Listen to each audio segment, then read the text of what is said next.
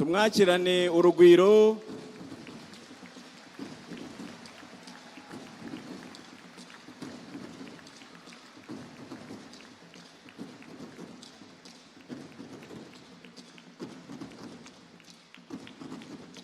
Ndagira ngo tugihagaze twiririmire indirimbo y'abahize igihugu.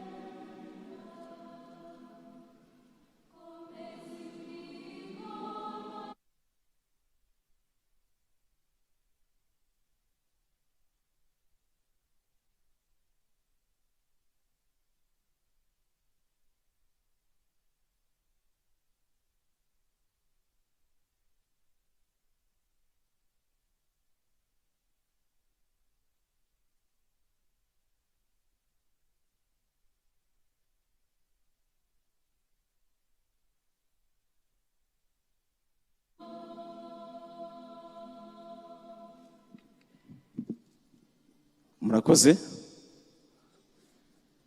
Mwakwicara.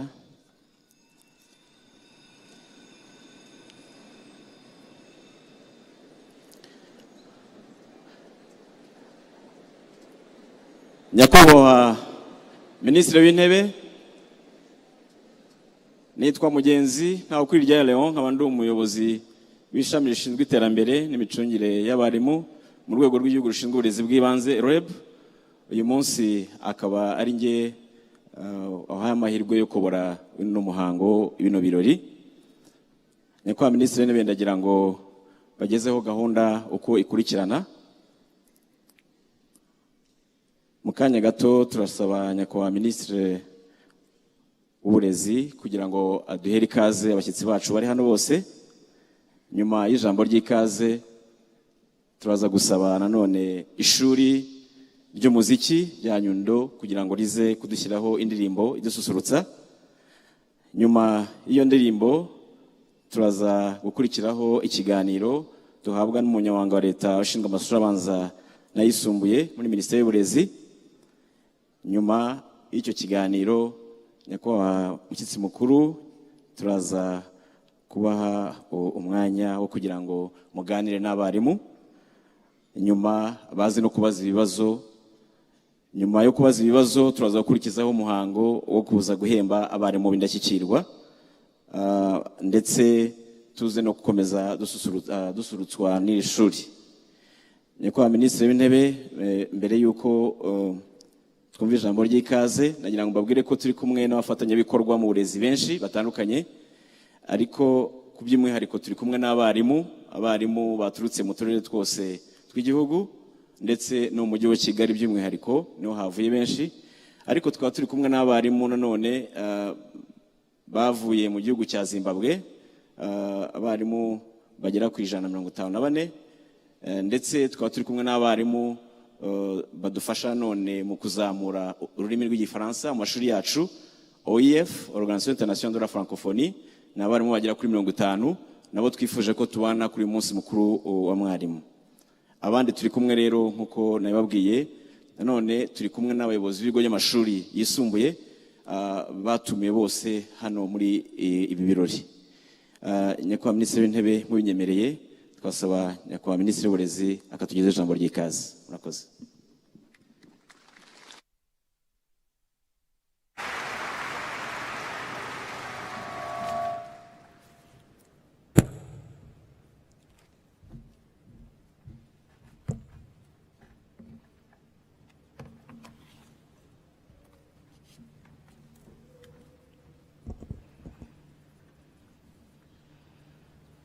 Nyakubahwa Minisitiri w'Intebe, Banyakubahwa Minisitiri, abayobozi batandukanye mwaje kwifatanya natwe, bari mu barezi badukurikiye muri hano cyangwa mu turere dutandukanye tw'igihugu, bafatanyabikorwa mwese, banje kubasuhuza mwese kandi mbifuriza umunsi mwiza.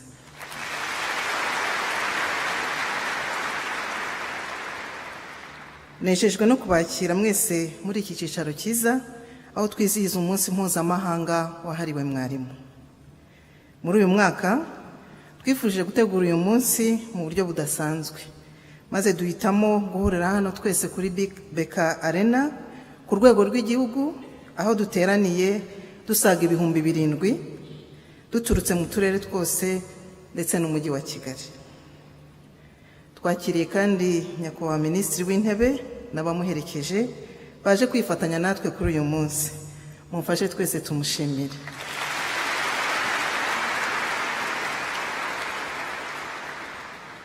Nkuko mubizi mwese, tariki ya 5 Ukwakira buri mwaka ni umunsi mpuzamahanga wahariwe mwarimu, washyizweho ku rwego mpuzamahanga ku bwumvikane bwa UNESCO ndetse na organization ishinzwe umurimo ku isi ndetse n'ibihugu bitandukanye. Uyu munsi wizihizwa buri mwaka kuri iyo tariki mu bihugu byose biri mu muryango wa UNESCO. Ku rwego rw'isi washyizweho mu mwaka w'1966, ariko watangiye kwizihizwa mu mwaka w'1994. Kuva mu mwaka w'2002 u Rwanda rwatangiye kwizihiza uyu munsi mpuzamahanga wahariwe mwarimu. Buri mwaka twawizihirizaga mu karere kabaye ka mbere mu gutanga serivisi nziza mu burezi, uretse imyaka 2 ishize aho COVID yari igifite ubukana bukomeye. Tukaba twishimira rero ko uyu munsi twabashije guhura ngo tuwizihirize hamwe. Nyakubahwa Minisitiri w'Intebe, abayobozi batandukanye mwaje kwifatanya natwe, bari mu barezi, ngira ngo dufitemo n'abanyeshuri, harimo abangaba bo mu ishuri rya Nyundo, dufite n'abandi bana baturutse mu ishuri rya Kibeho. Turashima ubwitange abarimu mu byiciro byose bashyira mu kazi kabo, ndetse urebye umwuga w'ubwarimu ni umuhamagaro kurusha uko kaba akazi gasanzwe. Tubona umusaruro mwiza kandi ugenda wiyongera uko umwaka utashye. Mu gushima uwo muhati wanyu, Leta y'u Rwanda igenda ifasha abarimu mu guhindura imibereho yabo, haba mu kubafasha kubona inguzanyo zibafasha kwikemura ibibazo ndetse no kubongerera ubushobozi mu byo bigisha ndetse no mu bijyanye n'umushahara. Ibi byose turabishimira ubuyobozi bukuru bw'igihugu cyacu, ku isonga hakaba Nyakubahwa Perezida wa Repubulika y'u Rwanda Paul Kagame.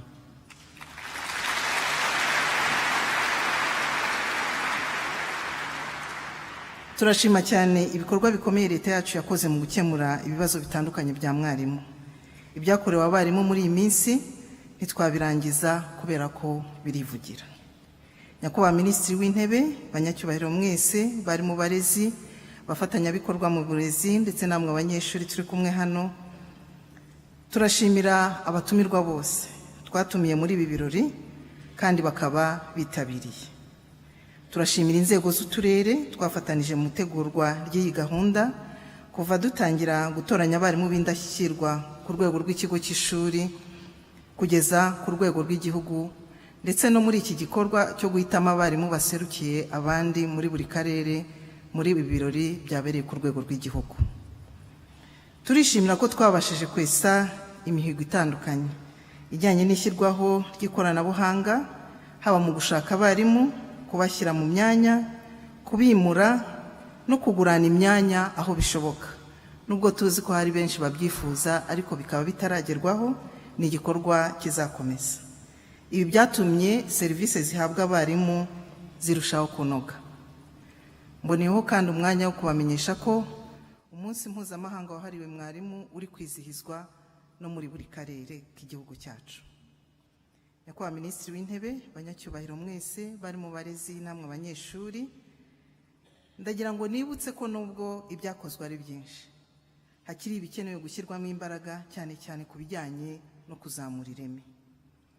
turasabwa gukora tutiganda, kubahiriza igihe no guha umwanya uhagije abanyeshuri, kwisuzuma no gusuzuma igipimo abanyeshuri bagezeho mu kwiyungura mu bumenyi bw'ibyo tubigisha, nkaba nsaba hano ko biba intego ya buri wese.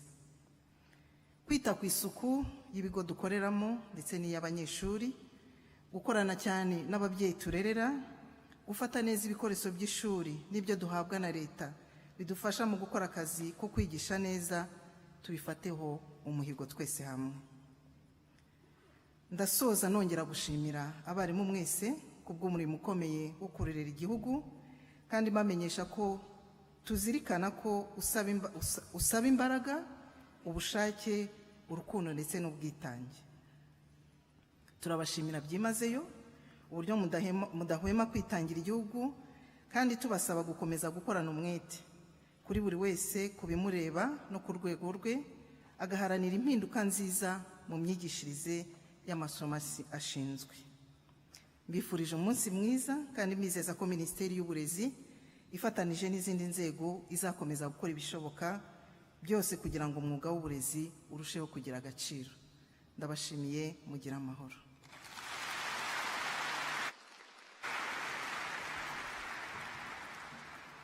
Arakoze cyane nyakubahwa Minisitiri w'Uburezi ku mpanuro nziza duhaye twese. Ndagira ngo rero mu by'ukuri uyu munsi kuko ari umunsi w'ibirori, dusabe nanone abanyeshuri b'ishuri rya Nyundo School of Arts and Music bongere badususurutse mu gihe twitegura kumva ikiganiro kigiye gukurikiraho mu kanya. Abanyeshuri, umwanya ni wanyu.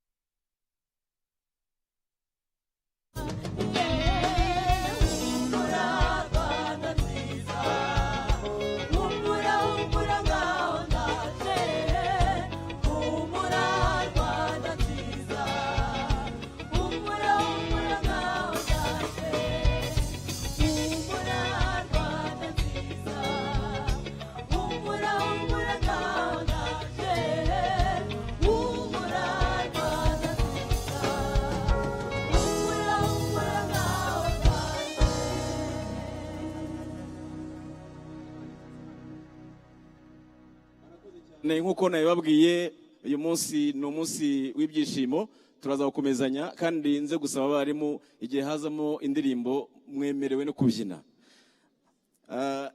Nyakubahwa Minisitiri w'Intebe mubitwemereye, twasaba umunyamabanga wa leta washinzwe amashuri abanza n'ayisumbuye akatugezaho ikiganiro. Murakoze.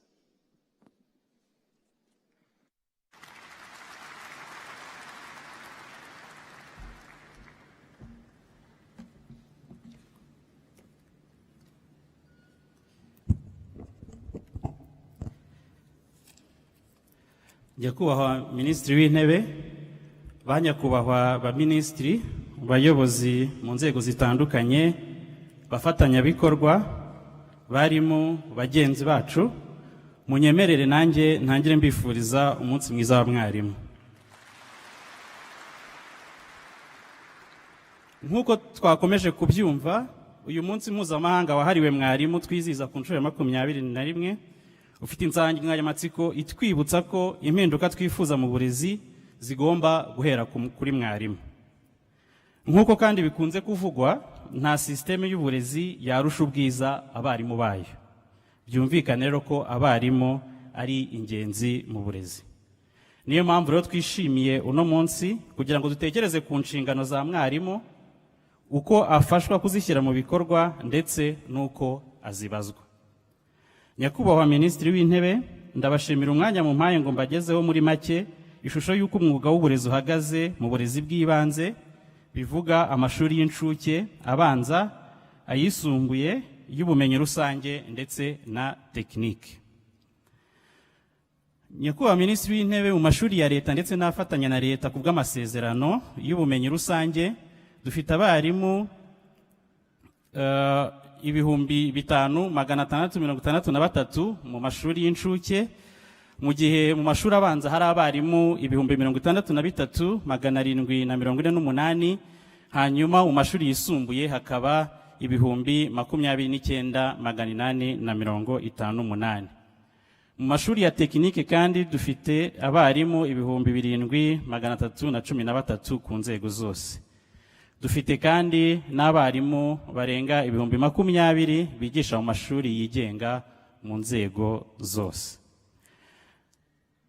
Sinarangiza kandi ntanavuze ko dufite bagenzi bacu baturuka mu bihugu bitandukanye badufasha guteza imbere ururimi rw'igifaransa mu mashuri yacu muri gahunda dufatanyije na Organisation Internationale de la Francophonie, cyangwa se iyo twita Programme de Mobilité. Abarimu benshi dufite bari mu mashuri y'inderabarezi.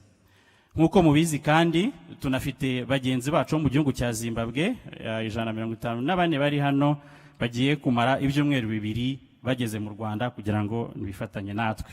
Turongera nanone kubifuriza akazi keza. Nyakubahwa Minisitiri w'Intebe, banyakubahwa ba Minisitiri, bayobozi mu nzego zitandukanye, bafatanyabikorwa, turizihiza uyu munsi mu gihe u Rwanda ndetse n'isi bikirwana n'ingaruka za COVID-19. Iki cyorezo nk'uko mubizi cyagize ingaruka ku burezi, aho amashuri hirya no hino yafunze igihe kinini, ndetse natwe murabizi ko twamaze amezi amashuri afunze. Ibi byatumye ibibazo byari biri mu burezi byiyongera, cyane cyane imibare y'abanyeshuri batagera ku bipimo ngenderwaho mu bumenyi bw'ibanze bwo gusoma no kubara, cyangwa se ibyo twita foundational skills muri basic numeracy and literacy.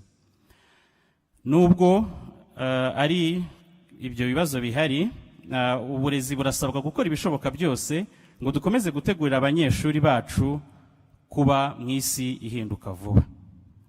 Mu Rwanda by'umwihariko kandi turizihiza uno munsi mu gihe tumaze igihe gito dutangiye umwaka mushya w'amashuri. Muri uno mwaka twatangiye gushyirwa mu bikorwa impinduka zakozwe muri programs zigishwa mu mashuri yacu. Izi programu nshya zitangiye uno mwaka zigamije kunoza integanyanyigisho yacu ishingiye ku bushobozi, cyangwa se iyo twita competence based curriculum. Munyemerere twibukiranye ibishya.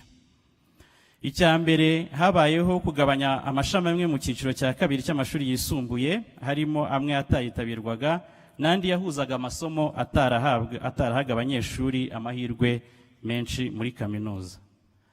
Habayeho kuvugurura amasomo ya tekinike, hongerwamo amasomo ya siyansi n'indimi aho bikenewe, ndetse hananozwa uko ahura n'isoko ry'umurimo. Habayeho kandi gushyiraho ihame ko abanyeshuri bose bo mu cyiciro cya kabiri cy'amashuri yisumbuye biga imibare, icyongereza, ikoranabuhanga n'uburere mboneragihugu. Ibi bigamije guha abanyeshuri ubumenyi n'ubushobozi by'ibanze bibafasha mu masomo yabo ndetse bizanabafasha mu buzima bw'ejo hazaza.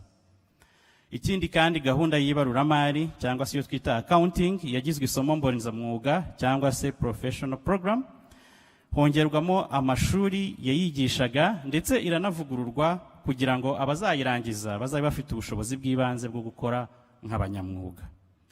Gahunda kandi dufite ya associate nursing program yatangiye mu mashuri yisumbuye, iri mu mwaka wayo wa 2 kandi iragenda inozwa kandi ni gahunda yitabirwa cyane. Uno mwaka kandi turakomeza gushyira mu bikorwa gahunda y'ifunguro ku mashuri mu buryo uruhare rw'ababyeyi mu burezi bw'abana babo rutangwa. Guharanira rero ko buri mwana agira ubumenyi n'ubushobozi by'ibanze no kubahiriza neza gahunda z'uburezi harimo izi z'ingenzi navuze haruguru, bisaba ubwitange n'umurava bidasanzwe. Bisaba kandi ko abayobozi mu nzego zose cyane cyane abayobozi b'amashuri gukurikirana bya hafi uko izo gahunda zishyirwa mu bikorwa, ndetse no gufasha abakeneye gufashwa no guhana abateshuka ku nshingano. Nyakubahwa Minisitiri w'Intebe, banyakubahwa Minisitiri, bayobozi mu nzego zitandukanye, bafatanyabikorwa, ibisabwa abarimu n'abarezi muri rusange ni byinshi. Ibyo bikaba ariko bijyana n'imbaraga Leta y'u Rwanda ikomeje gushyira mu gushakira abarimu ubushobozi bwo kugira ngo bagere ku nshingano zabo. Muri ibyo navuga amafaranga 50% y'ishuri abanyeshuri bose biga muri TTC cyangwa se mu masomo nderabarezi bahabwa. Iyo ikaba ari inyunganizi igamije kubafasha kubakundisha umwuga w'ubwarimu ndetse no gushishikariza abanyeshuri benshi kuwitabira. Ikindi, hari scholarships zihabwa abarimu kugira ngo biyongere ubumenyi ku rwego rwisumbuyeho, aho uno mwaka tumaze kugera ku basaga 600 bamaze guhabwa izo buruse zitishyurwa muri Kaminuza y'u Rwanda. Inkunga kandi ya Leta mu Mwarimu Sako yakomeje kugenda yiyongera, aho iyi nkunga Umwarimu Sako imaze kugenerwa, imaze kugera muri miliyoni 27 z'amafaranga y'amanyarwanda. Iyi nkunga ikaba igamije gutuma iyi Sako itanga serivisi nziza kandi zihendutse ku barimu bayigana. Ikindi kandi, nk'uko byakomojwe na Minisitiri w'Uburezi, n'izamurwa ry'umushahara wa mwarimu n'abamufasha mu kazi ke ka buri munsi, aho nk'uko mubizi bamwe bongereweho kugeza ku kigero cya 88%. Abarimu barenga 4,000 barorojwe muri gahunda yo kubafasha kwiteza imbere. Muri gahunda kandi yo gufasha abarimu gukoresha ikoranabuhanga mu myigire, abarenga 20% bamaze guhabwa computer zigendanwa cyangwa se laptops, ndetse uno mwaka abandi basaga 20,000 nabo bazazibona, kugira ngo hakomeze kandi hazakomeza gushakisha ubushobozi kugira ngo buri mwarimu azashobore kugira iyo access ku ikoranabuhanga rimufasha kwigisha no gukora akazi neza. Ibyo kandi bijyana na gahunda z'imiyoborere n'imicungire y'abarimu zakomejwe gushyirwamo imbaraga. Kuri ubu ibigo bishinzwe abarimu mu burezi bw'ibanze ari byo Rwanda Basic Education Board na Rwanda TVET Board bikoresha ikoranabuhanga mu gushaka no gushyira mu myanya abarimu. Ibi byagabanyije ibibazo byabaga muri recruitment, ndetse izi gahunda zizakomeza kunozwa kugira ngo efficiency na transparency bikomeze kwiyongera muri no gahunda yo gushaka no gushyira mu myanya abarimu. Ku bijyanye na management y'abarimu kandi naho hashyizwemo ikoranabuhanga rifasha kugira ngo dukomeze kugira imibare yizewe y'abarimu. Iri koranabuhanga kandi rizakomezwa naryo kunozwa kugira ngo ahari ibyuho bigaragare hakiri kare, ahakeneye abasimburwa bikorwe hakiri kare. Urugero rumwe natanga nuko iyo system yakoreshejwe mu gushakira abarimu transfers, aho abarenga 3,800 bahawe iyi service, nubwo nkuko Minisitiri w'Uburezi yabivuze abari bayisabye bageraga ku bihumbi 8.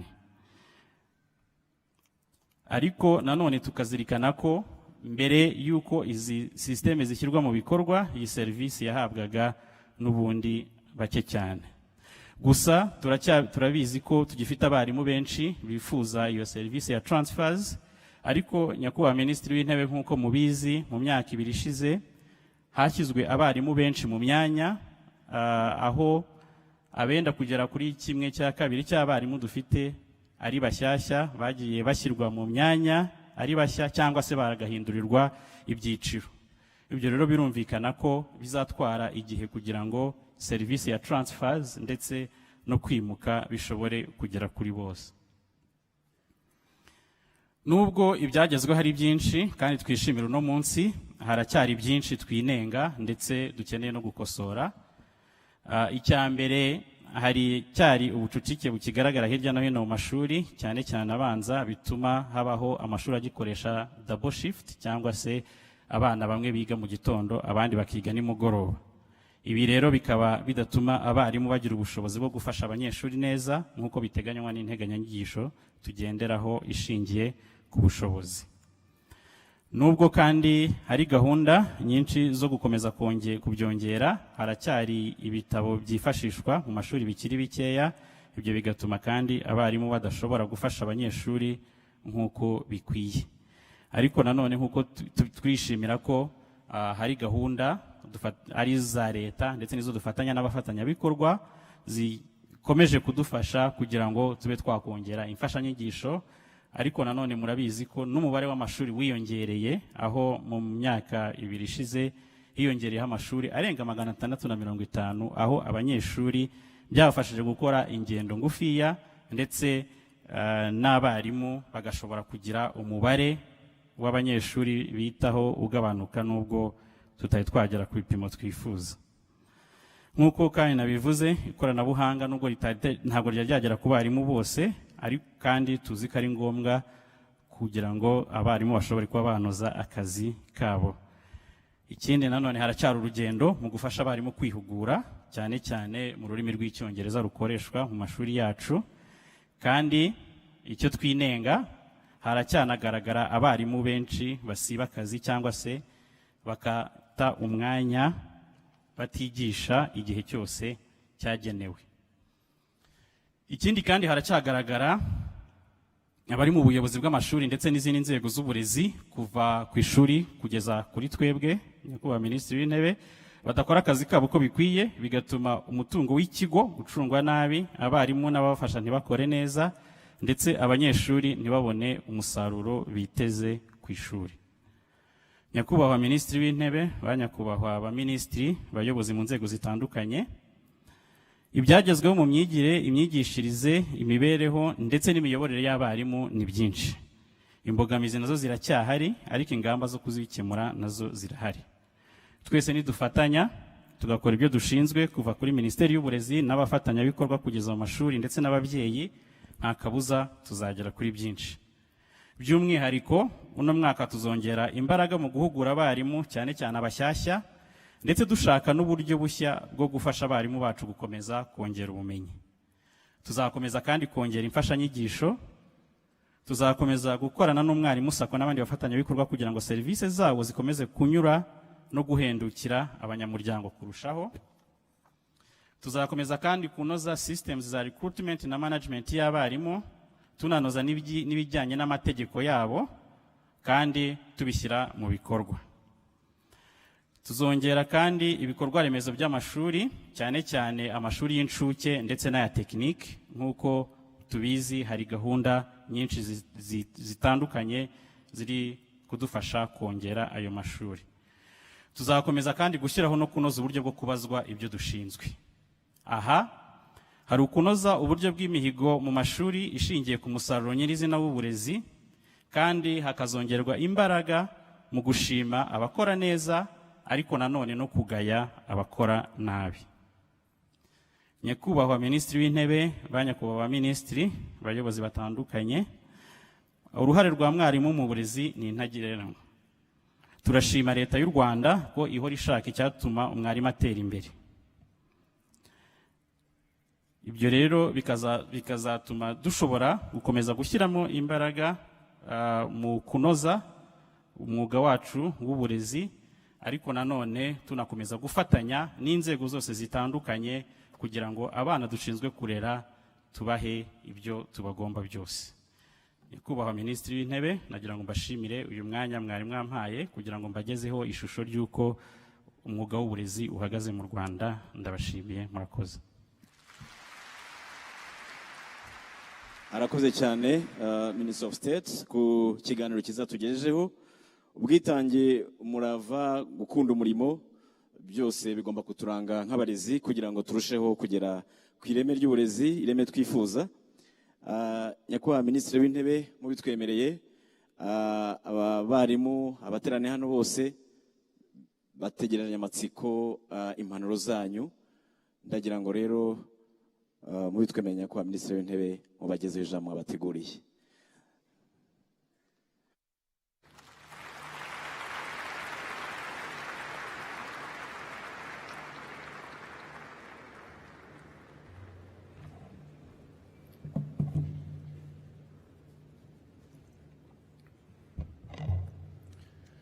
Mwaramutse mwese.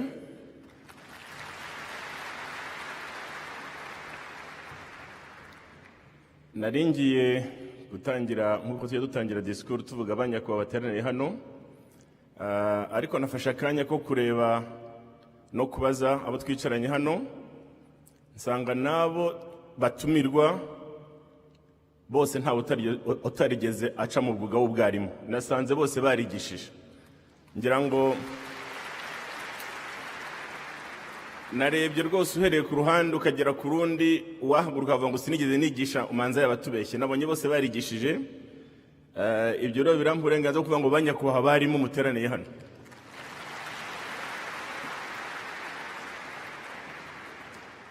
Ubwo rero uyu munsi mwarimu yubahwe, tusanzwe n'undi tumwubaha.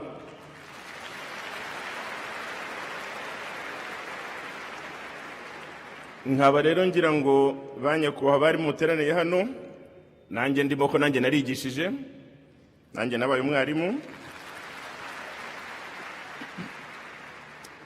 Nongere mbasuhuze, mbaramutse mu izina rya Nyakubahwa Perezida wa Repubulika wari wifuje kubana namwe uyu munsi, ariko kubera impamvu z'akazi kenshi n'izindi gahunda nyinshi afite ntabwo yashoboye kuza, ansaba kumuhagararira muri uyu muhango. Ariko nkaba nagira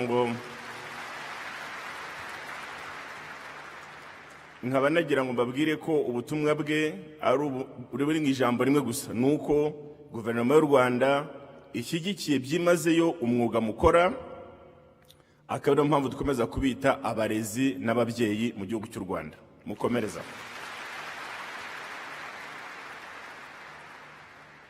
Umunsi mpuzamahanga w'umwarimu rero, umunsi nk'uyu twaje kwizihiza, ni umwanya mwiza wo kongera gushimira uruhare rukomeye umwarimu agira mu iterambere ry'igihugu muri rusange, ari mu bijyanye n'inzego zose dukoreramo, kuva ku gukora inganda, ubuhinzi, ubworozi, akazi ka leta n'ibindi. Uyu ni umunsi twibukaho ibyo byose kuko byaturutse kuri mwarimu.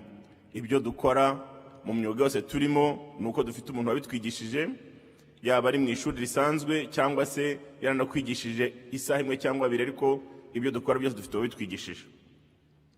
By'umwihariko rero nka guverinoma y'u Rwanda turashima cyane akazi keza mukora ndetse n'umusanzu wanyu mu guha abana bacu uburere bukwiye ndetse n'uburezi bufite ireme. Aha turavuga ko icyo dusaba mwarimu, kandi namwe murabizi tubiziranyeho, hari ugutanga uburezi burimo siyanse zose zigwa twigisha, ariko no gutanga uburere butuma umwana w'umunyarwanda akurana uburere bwiza, disipline, imyitwarire ituma tuba abo turi bo, tugakorera igihugu cyacu. Ubwo rero ko twicaye aha ngaha twumva ko niyo ntego iduhuje twese, ni ukuba mwarimu utegura umunyarwanda w'ejo hazaza, nawe uzaba ari umurezi w'abandi banyarwanda b'igihe kiri imbere. Urwo ruhererekane rw'uburere n'uburezi ruturuka kuri mwarimu afatanyije n'umuryango wa buri mwana aturukamo, ni rwo rutuma igihugu cyacu kigira future, kigira ejo heza nk'uko tubyifuza muri iki gihe. Guverinoma y'u Rwanda ikaba ifite intego nk'uko mubizi mwese y'icyo twita knowledge based economy, kugira ubukungu bushingiye ku bumenyi. Ibyo rero nabyo bijyana n'uko abana bacu tubikesha mwarimu baba bigishwe neza. Iyi ntego kandi yo kugira ngo tubashe kwigeraho kugira ubukungu bushingiye ku bumenyi, nuko abarimu bagomba gukomeza kubigiramo uruhare rugaragara, bikabyumvikana ko mwarimu atari uwo gutanga ubumenyi gusa nk'uko nabivuze, ahubwo atanga n'uburere bujyana ku myitwarire myiza iranga umunyarwanda aho agiye gukora hose. Akaba kandi muri urwo rwego nongeye gusaba abarimu n'abarezi mwese kurangwa n'imyitwarire myiza kugira ngo mubere urugero rwiza abanyeshuri mwigisha, ariko na sosiyete aho munyura. Kuko tubizi aho tunyura twese nk'abarimu, abandi banyarwanda batureberaho. Iyo mwarimu yitwara neza, naho anyura bitwara neza, bati mwarimu yanyuze aha. Ariko yitwara nabi nabyo bitanga isura mbi. Nifuza rero ko guverinoma y'u Rwanda yifuza ko abarimu tutigisha gusa, ahubwo naho turi, yaba ari umunsi w'akazi cyangwa atari w'akazi, twitwara neza tukaba intangarugero muri communities aho duherereye. Icyo rero nkaba ngira ngo tukiziranyeho, ariko tukongera kubyishimangira nka guverinoma.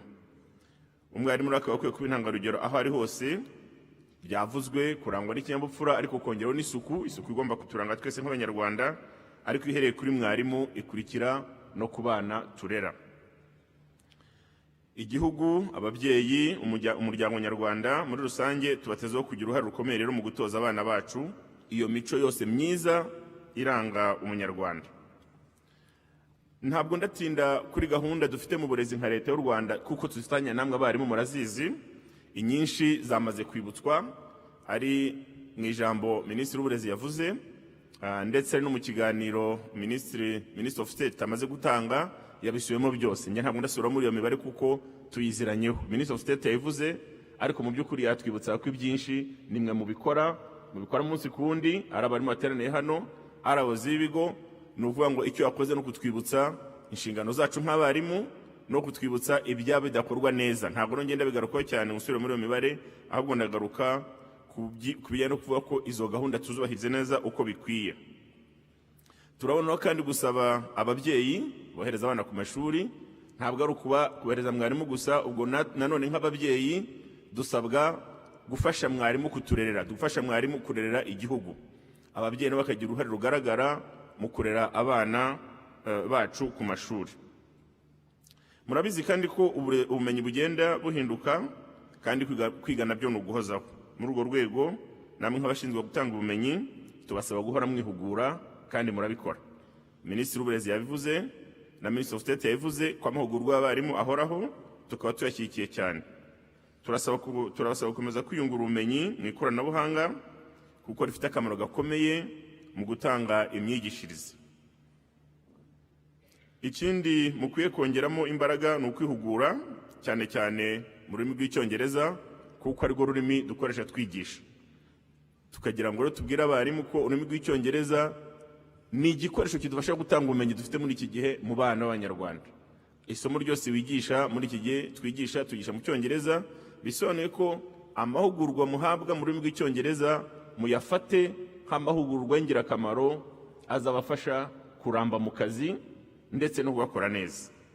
Icyo ngira ngo nongeye nsobanuye ko amahugurwa muhabwa mu Cyongereza rwose muyafate nk'ikintu gikomeye kibafasha kurangiza inshingano neza uko muzisabwa. Ibyo byose kandi guverinoma irabiziza ko izakomeza kubibafashamo nk'uko bisanzwe, kugira ngo bikorwe neza bitabangamiye akazi kanyu. Uburyo amahugurwa atangwa murabizi, ntabwo yangamira akazi kanyu, byombi birakorwa, kandi icyo twifuza nuko byombi bitanga umusaruro mwiza. Kugira ngo murusheho koroherwa mu kazi kanyu, turabiziza ko guverinoma izakomeza gushaka no gushyira mu myanya abarimu bashoboye, ibyo byavuzwe, kandi bafite ubwitange. Ibi bizagira uruhare rwo kugabanya umubare w'abanyeshuri bigishwa na mwarimu umwe. Turabizi ko mu gihe gishize abarimu mwananirwaga cyane, kubera ko twari dufite ibyo twise nyine ubucucike, ugasanga umwarimu arigisha abana bageze ku 100, ariko nyuma ya gahunda guverinoma y'u Rwanda yashyizemo imbaraga yo kubaka amashuri, murabizi iyo twise school construction, yarangiye muri amezi 2 ashize, umubare w'abanyeshuri kuri mwarimu waragabanyutse, ndetse ujya hagati ya 45 na 50, bivuze ngo ubu mwarimu afite abanyeshuri ashobora kwigisha akabakurikirana.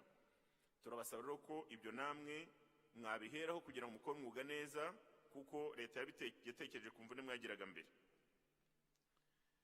Ikindi mukwiye kwibanda cyane cyane mu guhanga ibishya, innovation, ndetse no gukora ubushakashatsi bukemura ibibazo by'abanyarwanda ndetse n'iby'isi. Ubundi abashakashatsi nanone tubigarutseho abenshi bava mu bwarimu. Aho twagiye dusura amashuri ya za TTC, hari aho wasangaga abarimu bwabo barihimbiye imfashanyigisho zaba zidahagije, bakagira uburyo bazihimbira bakazikora mu bikoresho byo mu Rwanda. Nk'ibyo turabishima cyane, kuba yego mwarimu yakoresha ibitabo yahawe, ariko akaba yanongera ubuhanga bwe mu guhanga imfashanyigisho. Ndagira ngo kandi nsabe abarezi bateraniye hano kurusha kugira uruhare rugaragara mu kigo mu bikorwa bya gahunda zinyuranye zigamije guteza imbere uburezi. Izo gahunda zavuzwe, ariko reka nibutse ingenzi muri zo. Twese tuzi uruhare imirire y'umwana igira mu mikurire ye, ntagwingire, ntarware bwaki, ariko n'uruhare bigira mu kwiga neza. Umwana wariye neza yiga neza. Niyo mpamvu guverinoma y'u Rwanda yashyizeho gahunda yo kugaburira abana bose ku mashuri, kuva amashuri abanza kugeza no mu yisumbuye. Iyo gahunda nagira ngo nsabe abazigo bateraniye hano n'abarimu bafasha kwishyira mu bikorwa ku buryo bw'intangarugero, muyizi nk'izina twita school feeding program. Mureke tuyishyire mu bikorwa dufatanyije neza, kugira ngo abana bacu barye ku ishuri, barye neza, noneho bige neza. Muri iyo gahunda leta yashyize amafaranga ahagije atuma buri kigo gifite aho kitegurira amafunguro y'abanyeshuri, kandi kigaburira abana bacyo bakigaho bose. Nkaba nongeye kubwira abayobozi b'ikigo ko musabwa kubahiriza iyi gahunda ku buryo butarimo ikosa na rimwe. Abayobozi b'ikigo barahandi baza kugwa nabo tubyumvikanaho. Ikindi kizakomeza ni gahunda yo kugenda dusana amashuri nyine, kugira ngo ari ugusana ashaje no kongera umubare wahari, kugira ngo nyine bwa bucucike dukomeze kubugabanya, byorohere mwarimu kwigisha. Iyo ni gahunda nayo nibaza ko mwese twese ko turaha dukomeza kugiramo uruhare. Hanyuma ikindi gisabwa abayobozi b'ibigo n'abarimu kenshi bafasha ni imicungire myiza y'umutungo w'ishuri no kuwufata neza. Ibitabo by'ishuri muhabwa byo gufasha nk'imfashanyigisho, mureke tubifate neza, bibikwe neza, kugira ngo bifashe abanyeshuri mu ishuri uyu munsi n'abazabarira ejo. Hanyuma ikindi, za computers tumva ku mashuri ze kwibwa. Umutungo w'ishuri capitation grant muhabwa gufasha ikigo kwicunga no gucunga uburere bw'abanyeshuri, nawe ucungwe neza uwo mutungo. Ibyo rwose turabwira ko uko leta igenda yohereza amafaranga mu turere, mu mashuri, mudufashe kugira ngo acungwe neza. Twe ko abayobozi b'ibigo bazahanwa bazira ko bacunze nabi, ahubwo tuzabe abayobozi b'ibigo umwaka utaha tuzarura hano dushimwa ko twacunze neza umutungo dushinzwe n'abakozi dushinzwe.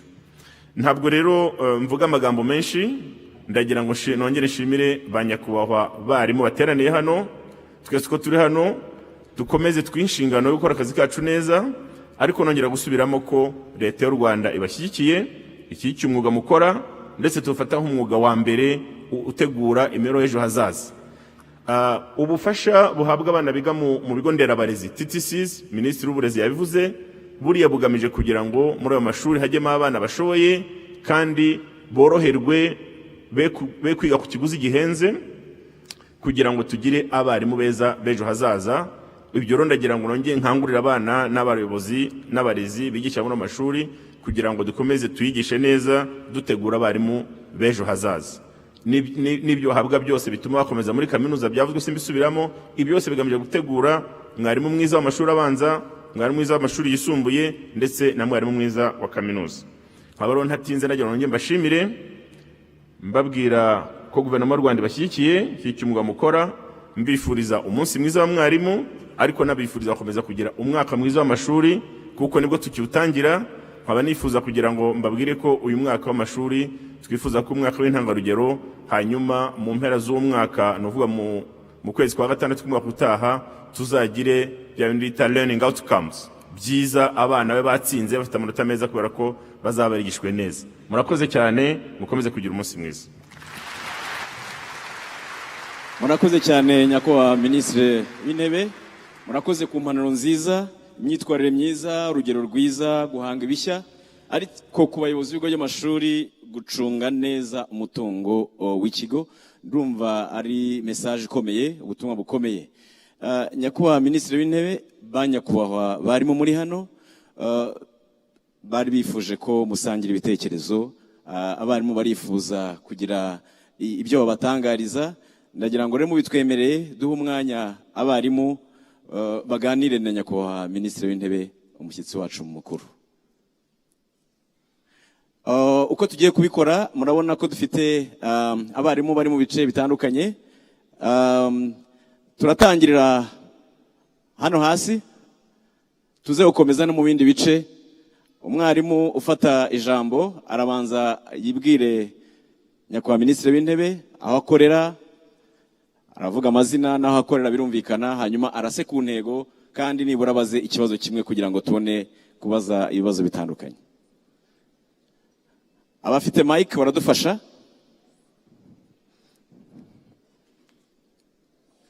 Yes, reka dutangire hano, ndabona ariho habonetse. Ntabwo ari ibibazo gusa, mushobora no gutanga ibitekerezo. Uyu munsi ni w'ibirori. Murakoze nyakubahwa Minisitiri w'Intebe kumpa ijambo. Nitwa Felix Kiza, nkaba ndi umurezi mu karere ka Rusizi. By'umwihariko turashimira Leta y'u Rwanda irangajwe imbere na Perezida wa Repubulika Paul Kagame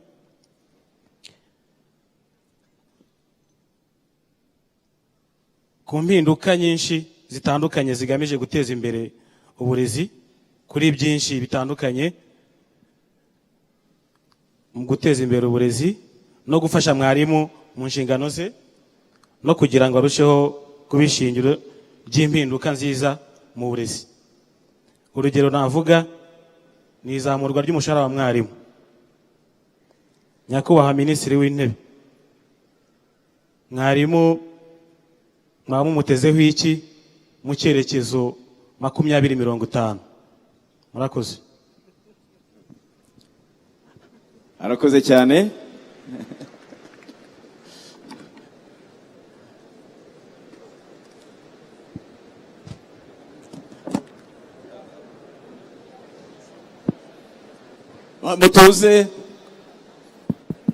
Mutuze kugira ngo nyakubahwa Minisitiri w'Intebe abadusubize.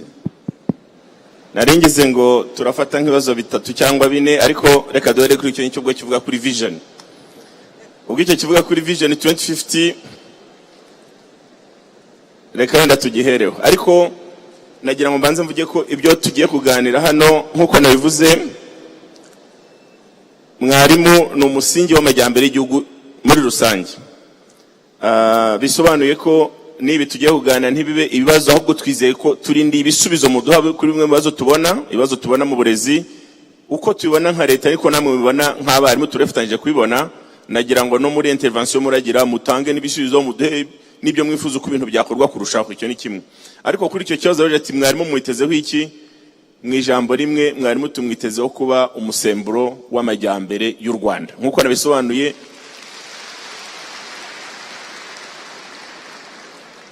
umwuga wose wakora bisaba kunyura imbere y'umuntu wo kwigisha, kandi uwigisha bari mwarimu, yaba mu ishuri risanzwe, yaba ari formation y'iminsi 5, ukwigisha wese aba ari umwarimu. Nuvuga ngo ikintu cyose ukora nk'umwuga gisaba kuca imbere ya mwarimu. Ubwo rero mwarimu icyo rwose tumutezeho ni ukumusembura w'amajyambere utuganisha muri byandi twitaga nyine knowledge based economy, ubukungu bushingiye ku bumenyi, ariyo ntego y'igihugu cyacu. Murakoze cyane nyakubahwa Minisitiri w'Intebe. Ndagira ngo nk'uko babiduhayemo umurongo, none tugiye gufata ibibazo bitatu. Ubwo tugiye gufata ikibazo kimwe hano hagati, hanyuma tufate n'ikindi hariya. Nidusoza ibyo bibazo turasaba umushyitsi mukuru niba twakongera gufata ibindi. So abafite mic badufasha hano hagati.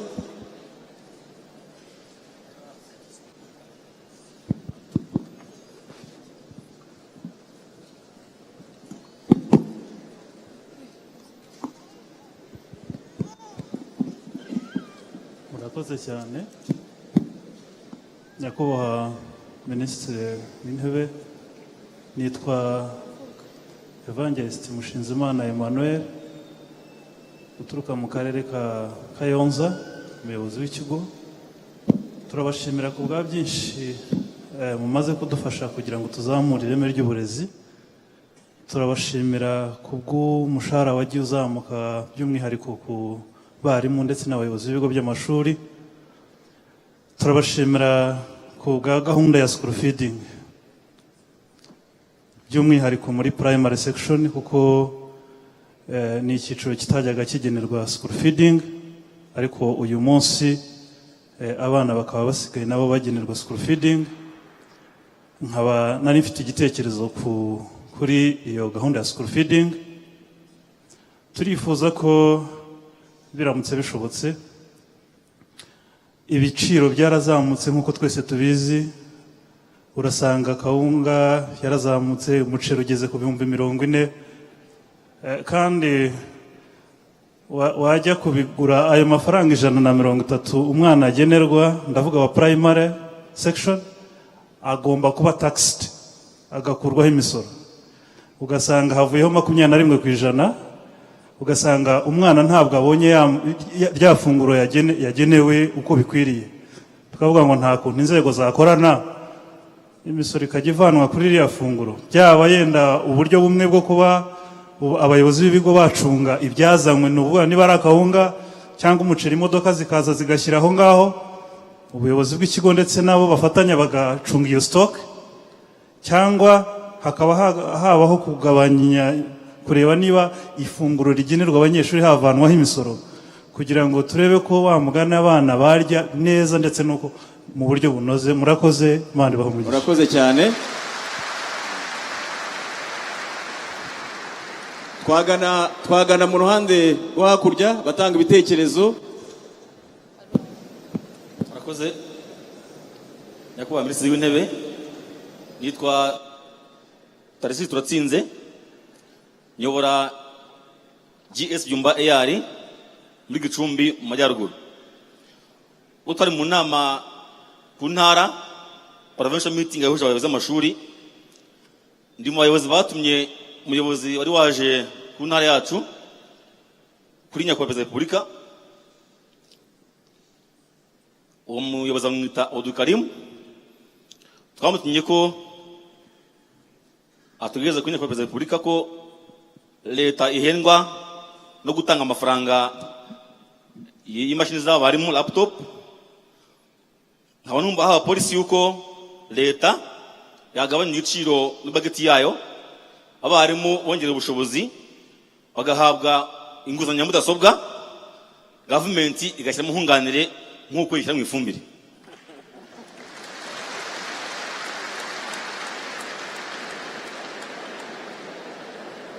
Icya kabiri, Nyakubahwa PM, impamvu nkivuze Nyakubahwa Minisitiri, umwarimu wacu ntabwo aragira ubuhanga muri mashine, kubera ko ntabwo ayitahana mu rwiwe ngo ayizobere yinjiremo amenye byose birimo. Icya kabiri twamutumye, nigira ko uyu mwanya babatumye Nyakubahwa PM umuhagarariye umukuru w'igihugu, nigira ko uyu mwanya n'abandi muri perezidanse mbatumye kandi ndabizeye. Amashuri yisumbuye, amashuri makuru na kaminuza agira umudepite mu nteko n'umusenateri.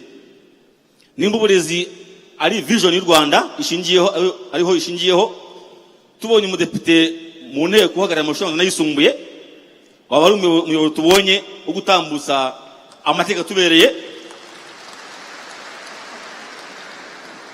Kandi Nyakubahwa PM, dukeneye ko amategeko y'u Rwanda yaba remezo n'andi yose y'igihugu mu mashuri yacu muri curriculum ashyirwamo, agahabwa umwarimu wigisha amategeko, kugira ngo imiryango yacu, community zacu zigire abanyarwanda beza bazi amategeko, banazi kwirinda ibyaha.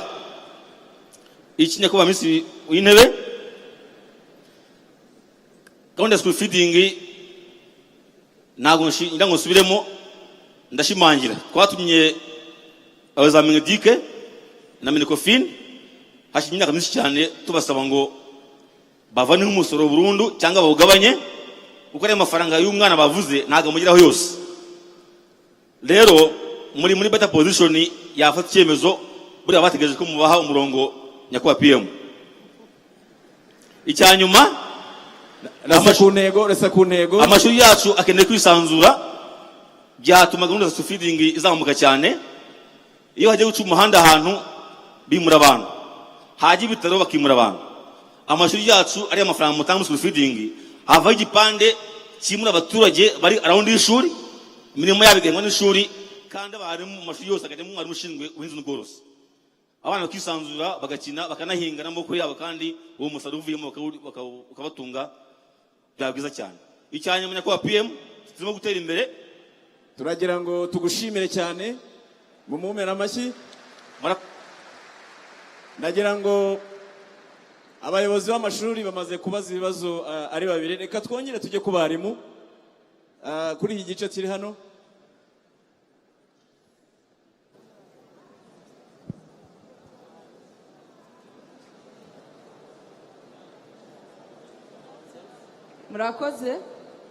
murakoze nyakubahwa Minisitiri w'intebe kumpa umwanya nitwa Nyirasafari Aloysia nkorera mu karere ka Bugesera twebwe nk'abarimu turashimira cyane uruhare n'uburyo hajeho ikoranabuhanga mu gukora ibizamini bishyira abarimu mu kazi ubwo twahagurukaga buri wese yamenya amanota yagize kandi byakozwe neza mu mucyo turabishima kuri iyo gahunda rero hari icyo nifuzaga kubazaho Minisitiri w'uburezi nk'abarimu barimo batize uburezi barateganyirizwa iki muri iyi gahunda kugira ngo bakomeze gutanga ireme ry'uburezi ikindi dushimira ni uburyo mitasiyo zatanzwe mu ikoranabuhanga kandi bikorwa mu mucyo ariko abarimu bose siko bagezweho ko babyifuzaga mbese abarimu batabashije kwegera imiryango yabo murabateganiriza iki kubafasha ndetse n'abifuza guhinduranya umwanya bakora mu turere dutandukanye murakoze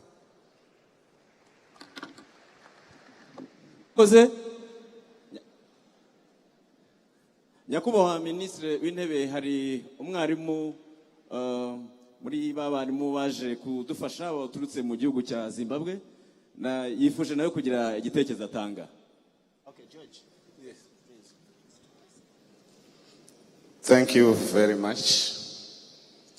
My name is Mandlas George, representing the Republic of Zimbabwe and the entire delegation of esteemed expatriates.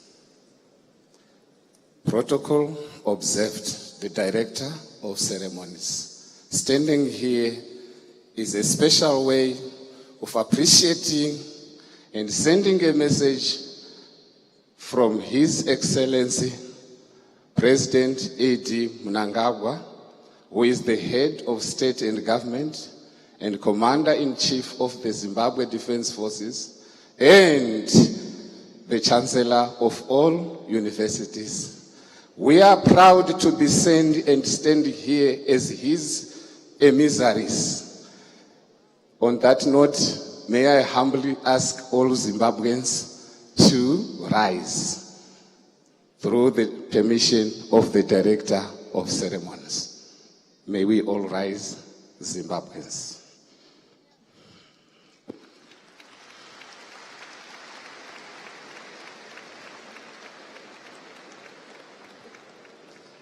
Whilst standing, allow me for a few minutes to pronounce this statement, that we are proud, and a special message we are sending to the President of the Republic of Rwanda, His Excellency President Paul Kagame, that the team standing here is a true testimony that we are here to serve the interest of this nation in full determination, appreciation, exercising and executing our duties with proficiency and profundity in line with the Ministry of Education here in Rwanda to promote quality education without fear or favor.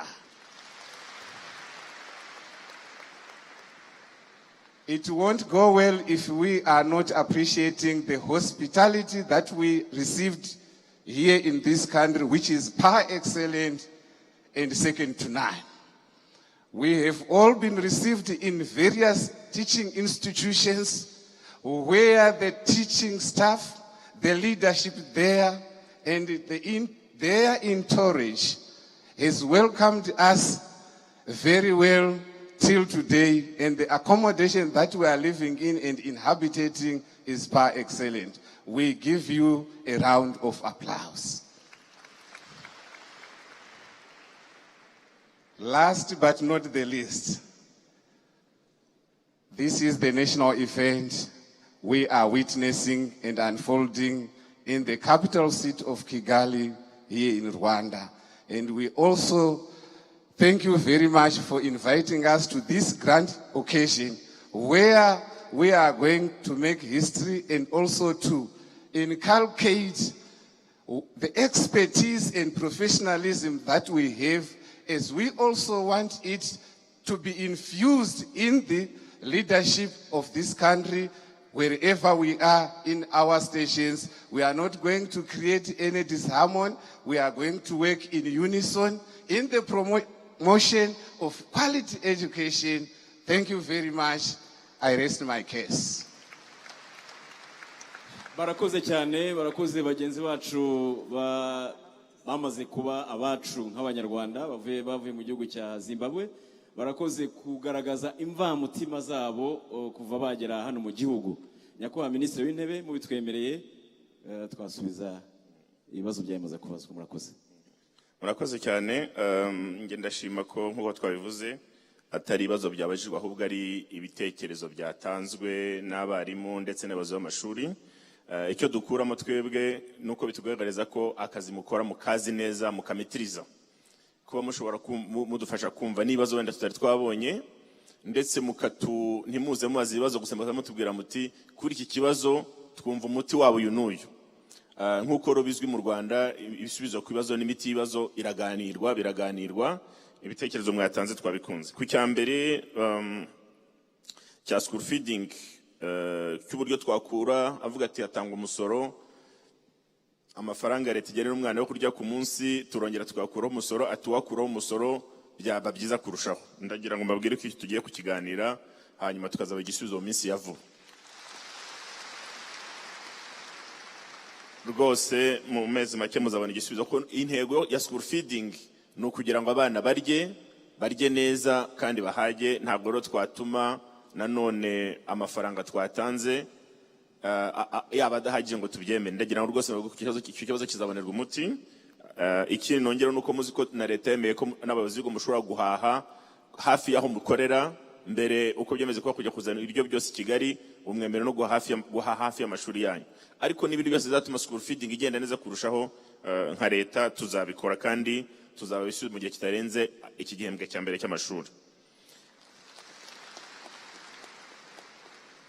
Hanyuma mugenzi we yanamwunganira avuga ati ku bya school feeding ngenda ashimangira, avuga gushimangira ko ari kuvuga ati kuki hataboneka parcelle cyangwa se imirima hafi y'amashuri abana bakabagirana n'utuntu duke bashobora guhinga mu bibatunga. Nibyo rwose guverinoma y'u Rwanda ifite gahunda yo gukora icyo twakwita nka jardin abanyeshuri bashobora guhingamo utuntu twibanze nk'ibintu bidahahwa kure, imboga, fruit zikaba ziteye ku kigo, vegetables zikaboneka hafi, noneho wenda ibigurwa kure bikaba bya bindi bijya muri za storage bibikwa umwanya munini.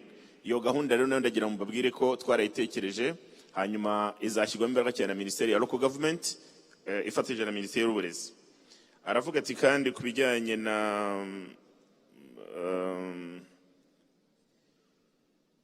nkunganire mu bijyanye na computer, aravuga ati leta irahendwa mu guha computer abarimu. Ntabwo wenda nakosora, ntabwo duhendwa nka leta kuko guha mudasobwa mwarimu tuyifata nk'igikorwa cyiza gituma mwarimu akomeza kwihugura. Ubu bazibonera ku buntu tugenda tuzitanga buhoro buhoro, ariko tubonye n'indi formula yatuma tuzitanga wenda ku buryo burimo nkunganire tuzabireba. Ni igitekerezo kizatanze turagishima, ariko navuga ko rwose nizo twatanze nta gihombo kirimo. Twazihaye abana b'Abanyarwanda, twazihaye abarimu, kandi abo twazihaye bazikoresheje neza. Abo twari dushaje kugera ubwo nabo turagenda tuvugura gahunda y'uburyo zitangwa, ariko iyo twavuga nuko intego ya leta nuko buri mwarimu agira computer imufasha gutegura amasomo no kuyigisha. Hanyuma ku bijyanye hari uwabaje ati we yavuze ko baza Minisitiri w'Uburezi amaza uburyo ibizami bitangwa n'uburyo abarimu batize uburezi bazafatwa. Minisitiri w'Uburezi aragisubiza. Hanyuma ku bijyanye na mwarimu muri Zimbabwe, thank you so much for your kind words. and welcome again to Rwanda. We're looking forward to work with you as teachers from Zimbabwe. We're still partnering with your country to recruit even more teachers from your country. So we're looking forward to work with you and with your government. Thank you so much.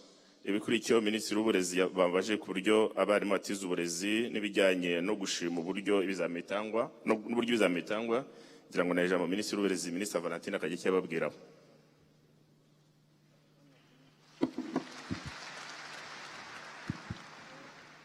Murakoze nyakubahwa Minisitiri w'Intebe, nkuko bari babibajije nibyo koko muri ya gahunda yo kongera abarimu byabaye ngombwa ko dushyiramo n'abatarize uburezi, bikaba bikenewe ko bakora icyo twita postgraduate studies mu bijyanye na pedagogy. Gahunda irateganijwe, abarimu bazajya biga mu biruhuko ndetse no muri weekend, ku buryo umwaka w'amashuri twinjiyemo uzajya kurangira nabo babonye ibyangombwa bibafasha kwigisha, cyane cyane ko ibijyanye na subject byo bari babifite. Ikindi cya kabiri yavuzeho ni cya transfers zitageze kuri bose. Ngira ngo uyu mwaka w'amashuri twemereye gusa abahinduranya mu karere kamwe. Amashuri aherereye mu karere kamwe nibo babashije kubona izo transfers, ariko twirinze kubifungura ngo bigere mu gihugu cyose, kuko wasangaga basaba ahantu hamwe. Ugasanga nitwemera ko bose bavayo, ya mashuri twubatse hirya no hino mu gihugu n'ubundi hazasigara icyuho. Nkuko umunyamabanga wa leta yabivuze, ni igikorwa gikomeza. Twanze gukomeza kubifungura kandi amasomo yatangiye, ariko uko imyaka igenda n'ubundi tuzajya tubinoza kurushaho. Ariko uyu mwaka twemereye gusa abari mu karere kamwe, noneho mu minsi izaza tuzajya tureba no mu tundi turere kugira ngo tutazagera aho dusiga icyuho, kandi intego ari ukugera kuri buri mwana wese w'umunyarwanda. Murakoze nyakubahwa Minisitiri w'Intebe.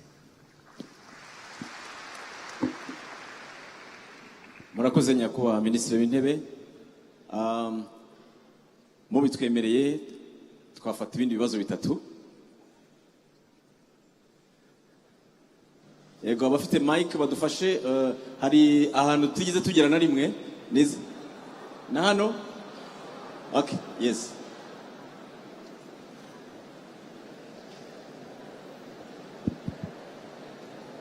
Ari mwabonye ko dutanga ibitekerezo byiza kandi byubaka, nkuko nyakubahwa Minisitiri w'Intebe yabiduhaye mu murongo, ndetse no kuvuga aho tugeze duteza imbere ireme ry'uburezi. Reka duhe umwanya uwo bahaye mic. Murakoze. Nyakubahwa Minisitiri w'Intebe, ndashimira leta y'ubumwe irangajwe imbere na Perezida Paul Kagame. Uko mubona amagaze hano, mfite ubumuga bwo kutabona, ndi umwarimu, nigisha muri Gatsibo, ni nawo ntuye, ni umwarimu sako wanteje imbere, ubu ndi umuryohe muri Gatsibo. Ibibazo mfite cyane icyifuzo mfite ni ikijyanye n'abafite ubumuga bwo kutabona. Tumaze kuba nibura nka 30 mu Rwanda, turi mu bigo nka 30 bitandukanye. Iyo REB ikwirakwiza ibitabo, ntabwo ijya yibuka yuko harimo nabo batabona, ngibazane n'ibitabo bya Braille kugira ngo tubashe kuyikoresha. Icya kabiri, mu gutanga izi mudasobwa, twifuza yuko iyo laptop cyangwa izo laptop mugena abafite ubumuga bwo kutabona bahabwa izo laptop kugira ngo nabo babashe kunoza akazi kabo, kuko ziracyari nkeya ku bantu bafite ubumuga bwo kutabona. Kirenze icyo ngicyo nuko shimira leta cyane kugeza kuri uyu munsi ko itagiduheza, kandi ibyo ni ishimwe rikomeye tubikuye ku mutima. Murakoze.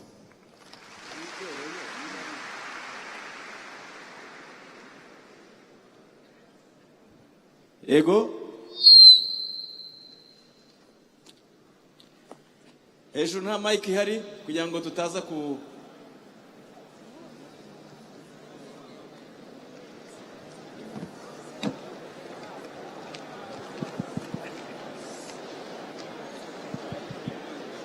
Okay, nagira ngo yes, kugira ngo tutajya mu gihande kimwe, abafite mike hariya bayifata. Murakoze. Nitwa Claudine Gatoya, ndi umwarimu urerera mu karere ka Kicukiro, umurenge wa Kagarama, ku kigo cya JS Muyange. Ikintu cya mbere nshaka kuvuga ni ugushimira nyakubahwa Perezida Paul Kagame kuntu adahwema kudutekerezaho nka mwarimu. Mu by'ukuri mwarimu ni umusingi w'iterambere mu gihugu cyacu cy'u Rwanda. Ariko nkaba mfite n'ikibazo, mu ishuri nigisha abana 110 biga igitondo n'ikigoroba. Kubakurikirana ni ibintu biba bigoye, bitoroshye cyane. Nkaba ndi kubaza, ese haba hateganywa kubakwa ayandi mashuri kugira ngo natwe abarezi dufite icyo kibazo tubone uko cyakemuka, tubashe kwita ku bana neza? Murakoze. Murakoze cyane.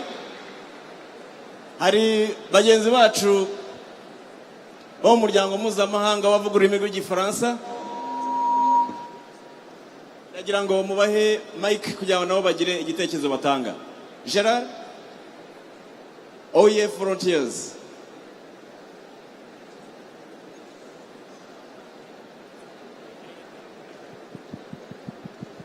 Yes, umwanya ni wawe.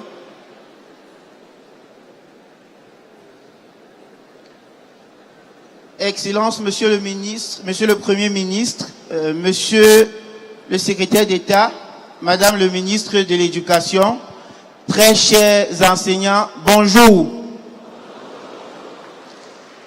Nous sommes très heureux d'être ici parmi vous en tant qu'enseignants. Personnellement, je m'appelle Dr Emias Tepi. Je suis le porte-parole des enseignants volontaires de l'Organisation internationale de la francophonie au Rwanda. Ces enseignants sont au nombre de 50. Je vais les prier de se lever. S'il vous plaît, chers collègues, levez-vous. Voilà, les voici. 50 enseignants de 11 différentes nationalités venus de par le monde. Monsieur le Premier ministre, nous vous remercions sincèrement pour tous les efforts que vous avez mis sur pied pour l'évolution de l'apprentissage du français au Rwanda. Pour cela, nous vous sommes suffisamment reconnaissants. Monsieur le Premier ministre, les horaires de cours de français ont été rehaussés. Pour cela, nous vous disons merci. Les enseignants sont formés magistralement et opérationnellement pour l'enseignement du français. Pour cela, nous vous disons également merci.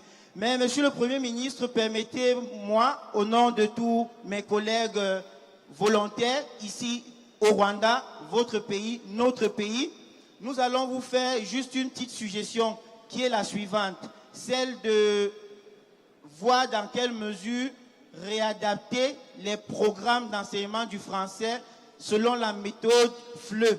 Parce que pour le moment, l'enseignement du français, tel que cet enseignement est pratiqué au Rwanda, ne répond pas totalement à la méthodologie FLE. Telle est la petite suggestion que, humblement, au nom de tous mes collègues, nous avons voulu vous le faire, tout en vous remerciant pour tout ce qui est déjà fait, pour l'encadrement que vous avez fait à notre égard depuis 2020, que nous sommes dans votre pays, l'encadrement que vous avez fait à la deuxième cohorte qui est arrivée en avril 2022 et surtout pour l'adaptation que vous nous avez facilitée auprès des districts et des chefs d'établissement. La population rwandaise nous a accueillis avec beaucoup d'enthousiasme.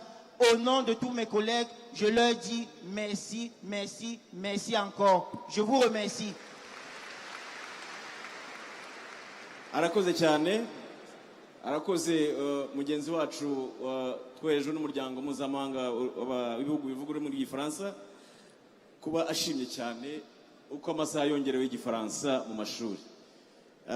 Nyakubahwa Minisitiri w'Intebe, mubitwemereye hari ikibazo kimwe gusa twafata, hanyuma ibindi bibazo bishaka kugaragara turasaba abarimu uburyo babyandika hanyuma tukaba twaza kubisubiza nk'uko bizaba. Reka duhe mike hano.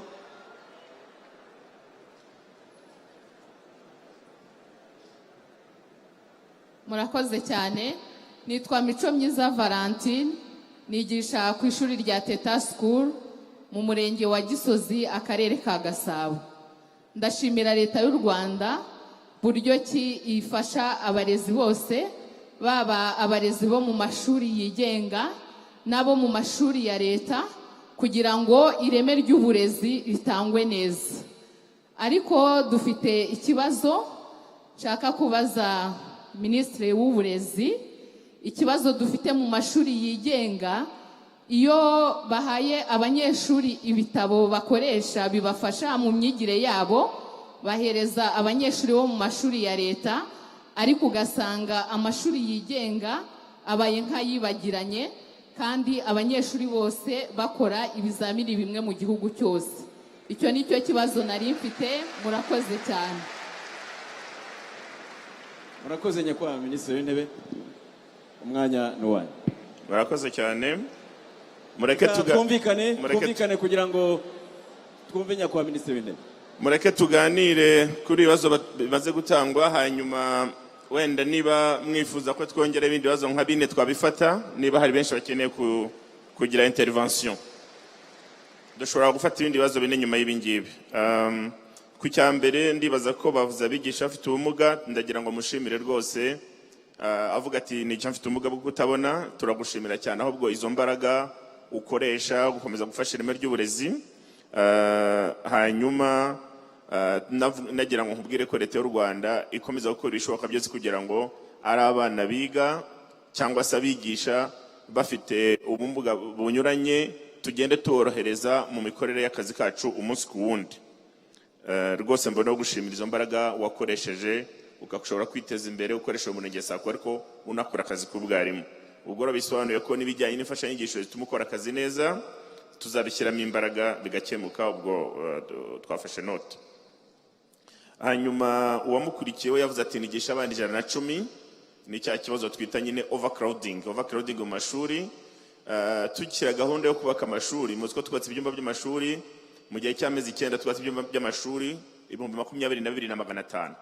Icyari kigamijwe byari ibintu bibiri. Icya mbere cyari kugabanya nyine ubucucike, overcrowding mu mashuri, kugira ngo mwarimu yigisha abanyeshuri bake ashobora gukurikirana. Icya kabiri kwari ukugira ngo abana bakora ingendo ndende bajya kwiga bagiye kure, bakoze ingendo nini zigabanyuke. Ariko byumvikana ko nkurikije ikibazo yabajije ntabwo twagikemuye burundu, ariko nsobanuye ko gahunda yo kubaka amashuri itahagaze.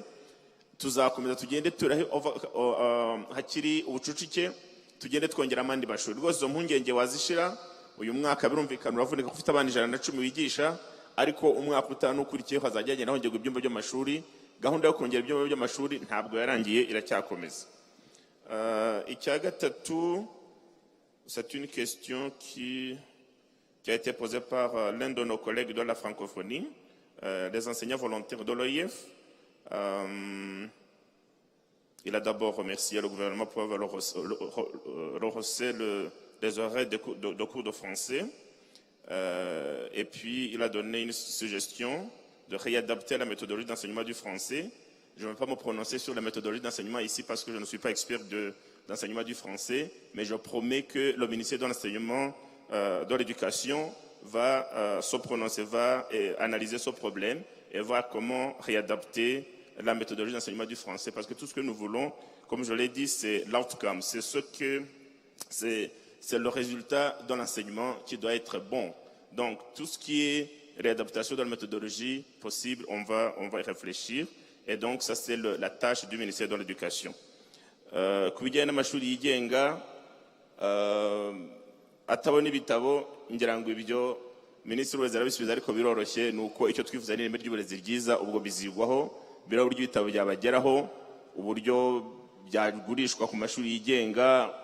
Ubwo bizaganira ko tuzi neza ko amashuri yigenga agira gahunda mpuzamahanga n'amashuri yigenga agira akurikirana gahunda ya leta. Icyo gihe Minisitiri w'Uburezi muzabiganira murebe uburyo ibitabo namwe mwabigeraho access, ariko Minisitiri w'Uburezi wenda yatanga amakuru arenze ayo ngayo. Ubwo nyuma y'uko Minisitiri w'Uburezi asubiza icyo, reka dufate iminota nk'icumi twakira ibibazo bitanu ko numvishe bigihari cyangwa se ibitekerezo mbere uko duclosing inama.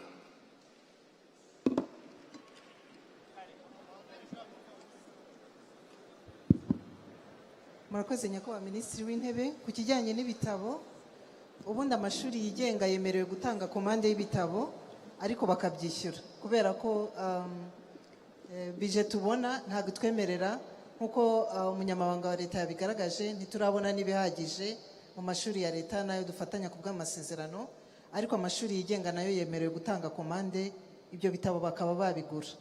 Ikindi nuko biriya bitabo nyakubahwa Minisitiri w'Intebe bigaragara online mu buryo bw'ikoranabuhanga, ku buryo amashuri yigenga nayo ashobora kubigeraho nubwo baba batabonye print out yabyo, ariko bafite ubwo burenganzira bwo kubibona bakoresheje uburyo bw'ikoranabuhanga, ariko ubundi bemerewe ko batanga komande bakabigura kubera ko budget dufite uyu munsi ntirahaza mu mashuri yose nkuko twakabyifuje. Murakoze nyakubahwa Minisitiri w'Intebe. Murakoze cyane nyakubahwa Minisitiri w'Intebe, nkuko mubitwemereye tugiye no kujya hejuru kugira ngo dutange ibitekerezo nkuko bamaze kwivuga. Abafite mic bari hejuru ndagira ngo bahe ufite igitekerezo agitange, ariko twese tubikore mwituze. Merci.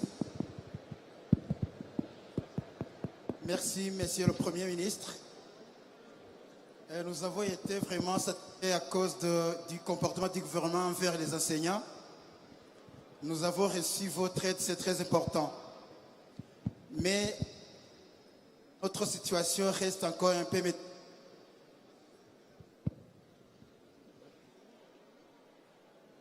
Parce qu'il y a un grave problème de logement. Qu'est-ce que vous prévoyez?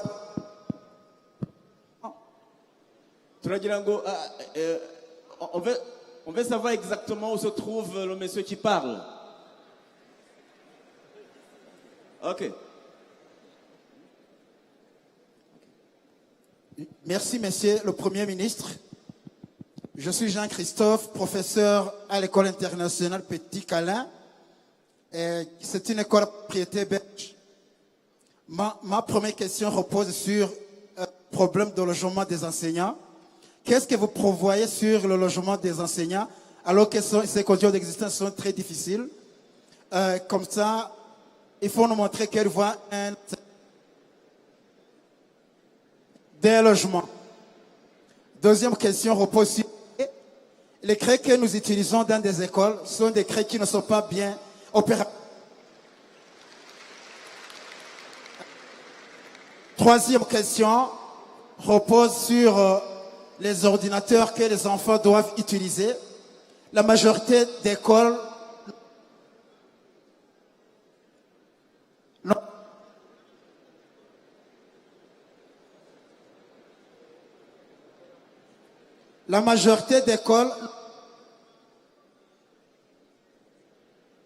arakoze nekereza ko igitekerezo cyumvikanye. Turagira ngo tujye hano hejuru. Yes, ufite mic.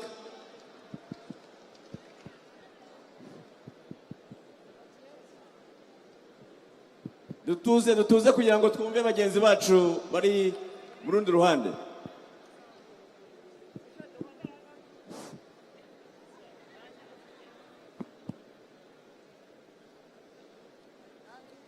Ndagira ngo muhe umwe muri abo bashaka gutanga ibitekerezo.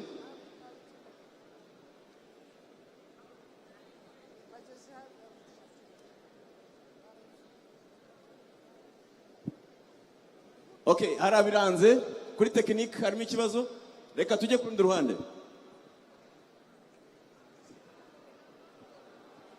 Hariya hejuru ufite mic ayifata.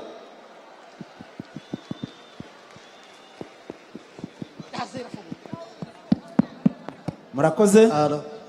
Nitwa Habumuremyi Martin, nkaba nigisha hano mu murenge wa Nyakabanda ku kigo cya Kagasunzu. Reka dushimire cyane nyakubahwa Perezida wa Repubulika wazamuye ireme ashingiye mu kongera umushahara, ariko turacyafite ikibazo ku kijyanye n'uburyo bwo gushyira abarimu mu myanya. Umuntu ashobora kugira ikibazo akaba yakwaka mise en disponibilité yarakoye leta imyaka 15 cyangwa kurenzaho, ariko iyo avuye mu kazi akifuza kukagarukamo, rimwe na rimwe usanga bamufashe nk'umuntu w'umutangizi ntibite kuri ansiyonete ye. Ibyo bigatuma habonekaho gucika intege kwa mwarimu. Nasabaga rero ko mwadufasha ni buryo ki mwarimu aramutse asabye mise en disponibilité, ni buryo ki yabarirwa ansiyonete ye, yagaruka no mu kazi akakirwa mu buryo bukwiriye. Murakoze cyane.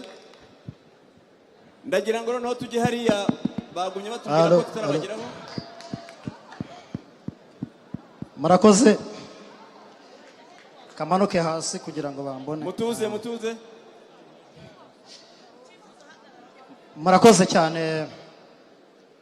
Ndi hano inyuma y'ino screen nini. Nitwa Nahimana Didier. Nkaba ndi umuyobozi wungirije ushinzwe amasomo mu ishuri rya Kigali muri Nyarugenge, ariko nkaba mfite gushima icya mbere nk'uko bose babivuze, nk'uko munabibona dufite akanyamuneza ko leta ikomeje gutekerezaho nk'abarezi, kandi haracyari byinshi byo gukorwa, nk'uko mwatubwiye ko hari abafatanyabikorwa benshi barimo kuza kugira badufashe kugera kuri iryo reme. Ariko mu gutera imbere cyane nashaka kuvuga ku kintu kijyanye na mwarimu shop. Hanze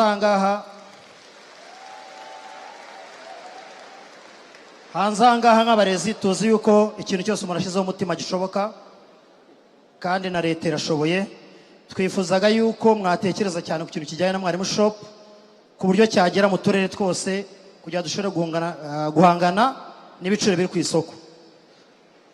Ikindi, mu kugera ku ireme ry'uburezi nk'uko baza babivuga ku kijyanye na school feeding, batekereza cyane bakareba cyane uburyo bakwegera buri kigo cyangwa buri karere, bakareba ukuntu school feeding ihagaze kugira ngo abana bashobore kwiga natwe twigishe biri mu buryo bwiza. Ni byiza yuko twafatanya kandi birashoboka tukabigeraho. Icya gatatu, mu gushimira, ndashimira nk'uhagaze hano mu mwanya w'abadosi cyangwa abahagarariye amasomo mu gihugu, dore ko ari nanjye bagira icyizere bagira umuyobozi uhagarariye abadosi bose mu gihugu. Ubwo twabyita dosi Rwanda National Coordinator. Turashima cyane yuko urwego rwa dosi rwahawe agaciro ku kijyanye n'umushahara. Kugeza ubu ngubu turabizeza yuko ibintu bihagaze neza, kandi mudushimire cyane intore izurusha intambwe yuko ibyo yadutumye turimo kubikora, natwe icyo twamusabye yaragikoze. Turabashimiye cyane, murakoze cyane. Ndagira ngo nyakubahwa Minisitiri w'Intebe mubitwemereye, kubera ko n'ubundi ibibazo bitanu byarenze, nagira ngo dusubize kuri ibi ngibi n'ibitekerezo batanze, hanyuma dusoze iki cyiciro. Nibyo rwose, nibyo, murakoze cyane. La première question qui a été posée en français, c'est par rapport à logement des enseignants. Là, on a pris note. Ce n'est pas quelque chose qui est dans notre programme actuel, mais on va y penser, on va réfléchir. Voici ce qui peut être fait. Il a aussi posé la question par rapport à la qualité des craies qu'on utilise pour l'enseignement. Ça, je ne savais pas qu'il y avait un problème de qualité des craies. Et donc, le ministère de l'Éducation va y travailler, voir si la chaîne de valeur de distribution de craie marche bien, en termes de distribution, mais aussi en termes de qualité de craie que vous utilisez dans l'enseignement. Donc ça, c'est une question qui va être analysée par le ministère de l'Éducation pour voir ce qui peut être fait dans ce sens. Ku kibazo cya kabiri wabajije we yagize ati mise en disponibilité des enseignants. Yashaka kuvuga ngo umwarimu yahagaritse akazi yakoraga neza ku mpamvu ze bwita akigendera, iyo agarutse ngo ntago tureba imyaka yigisha ngo ansiyonete ye, ubwo naho we take note, turabyandika tuzarebe uko byakorwa. Nta gisubizo dufite aha ngaha kanya, ariko ubu ikiza nuko twifuje ko tugenda tumenya ibitagenda, ibibabangamiye. Ndagira ngo byumvikane neza. Hari imwe muri mu kubaza hano tutari dusanzwe tuzi, tutahita dutangira igisubizo hano, ariko ikiza nuko mwerekanye ibitagenda, turagenda natwe tujye kubyiga nk'abantu bahagarariye. Ikiro cyo kuvuga ngo mwari mugiye ugize muri unpaid leave cyangwa se mise en disponibilité mu gifaransa, kwiyagarutse ancienneté tabarwa, ubwo turagenda tubire dukurikije n'ibindi bigenga amategeko y'abakozi ba leta. None tuzari cyakorwa, tuzabasubiza nabyo mu gihe cyihuse cyane. Hanyuma uwabajije wa gatatu yavuze ati no gushimira ko abo bita ba DOS yahawe agaciro. DOS ngira ngo bisobanuye Director of Studies cyangwa bitwa ba Prefet d'études. Nibyo koko mbere ntabwo ako kazi bagahemberwaga, ntabwo kabagomba guhembwa nka ba mwarimu, ariko nyuma guverinoma y'u Rwanda yaricaye isanga bakora akazi n'abakwiye kuba recognized bakagahemberwa, ku buryo ikigo kigira umuyobozi kikagira na DOS kandi nabo bahemberwa. Ibyo rero numva byarakemutse, yabishimiye byakemutse. Mu minsi yavuye ejo nibwo twongeraga umushahara wa mwarimu, nibwo twashyize n'umushahara w'uyu mwita DOS. Natwe rero turabashimira. Ahubwo icyo tubasaba nuko nyuma y'iyo reconnaissance mwagiriwe, namwe mudufashe kongera ireme ry'uburezi, abana bige neza kandi bige ibikwiye. Yavuze icyo cya mwarimu shop. Mwarimu shop ntabwo twayibagiye, ahubwo twasanze idashoboka, twasanze igoye. Ndagira ngo mbabwize ukuri, mu nama nk'ingiye muri abarezi tuba tugomba kubabwiza ukuri kugira ngo tuteze imbere igihugu cyacu. Igituma twongeye umushahara mwarimu muri ziriya proportion mwabonye, nuko tuba twongeye gutekereza mwarimu shop. Tuza gusanga mwarimu shop igoye kuyikora mu Rwanda, kubera ko niba bari mu karere kamwe, dufata akarere wenda ka Nyaruguru cyangwa se Nyagatare cyangwa se Gicumbi, iryo duka warishyira hehe? Ko aho warishyira hose mwarimu, none se mwarimu kugira ngo ajye kugura umunyu cyangwa isukari, ko abarimu agiye bari mu mirenge nyine n'utugari tunyuranye, yajya atega moto agiye kugura isukari, cyangwa se agatega moto agiye kugura ishati. Twasanze mwarimu shop igoye. Hanyuma turavuga ati kugira ngo mwarimu ubuzima bwe bugende neza, reka ducungire ahubwo mu mushahara tuwongere, ahahira hasanzwe, ariko wabonye umushahara wigiye hejuru. Naho mwarimu shop kireka ugize imwe muri buri karere, akarere ni kanini, mwarimu ntabona uko ava mu murenge ngo ajye guha muri iyo mwarimu shop. Kandi ntabwo bishobora ko igihugu cyabona shop muri buri kagari aho ishuri ryubatse, ko none abarimu bari bake, ntabwo barimu 12 bari ku kigo, wabakira iduka ryabo bonyine. Murumva namwe ko gushyira mu bikorwa mwarimu shop ni ibintu byagorana cyane, kurusha uko mwarimu twamwongera umushahara agahaha ku isoko risanzwe. Nicyo cyakozwe, ntabwo kibagiranye. Ikindi yavuze ati school feeding program, ati mwegera uturere. Rwose nibyo, tuzakorana namwe, tuzegera uturere, muzabana teams ziva muri central government ziza gukora neza local government, kugira ngo iyi program igende neza, kandi twizeye inkunga yanyu. Icyo twabasaba kimwe cyanyuma ngira ngo mpagarikireho, ni ugusaba abayobozi b'ibigo gukurikiza amabwiriza uko Minisitiri y'Uburezi yayatanze, ntacyo muhinduyeho. Hanyuma abafite ibibazo bidasanzwe, ibigo bifite ibibazo bidasanzwe, mukajya mubyandikira Minisitiri y'Uburezi ifatanyije na Minisiteri local government bakabikemura, ariko andi mabwiriza yabahirizwe uko ari. Mwe gukora ibintu bituma dukeka ko imicungire mibi y'amashuri ari mwe muyitera. Mudufashe rero, ni naryo jambo ndangizaho, no kuvuga ngo twizeye ko abayobozi b'amashuri mudufasha gukurikiza gahunda y'uburezi uko yanditswe na Minisiteri y'Uburezi mu matangazo yatanzwe mu gihe gishize. Mu bikurikize neza, tutahura n'ingorane zo kuvuga ngo byaratangajwe ariko ntibyubahirijwe. Ndagira ngo rero nongere mbashimire ku kiganiro cyiza twagiranye, nshimire abatanze ibitekerezo, nshimire abitabiriye mwese mwavuye mu ntara hirya no hino n'abavuye mu mujyi wa Kigali.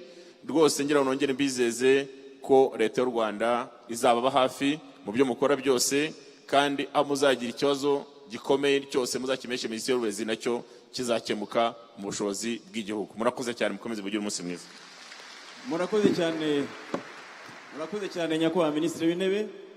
Ndagira ngo rero muri uyu mwanya, nyuma y'uko aduhaye umwanya wo kungurana ibitekerezo no gusangira ibitekerezo muri rusange nk'abarimu, ndagira ngo mbabwire ko tugeze mu wundi mwanya mwiza, umwanya wo guhemba abarimu babaye indashyikirwa.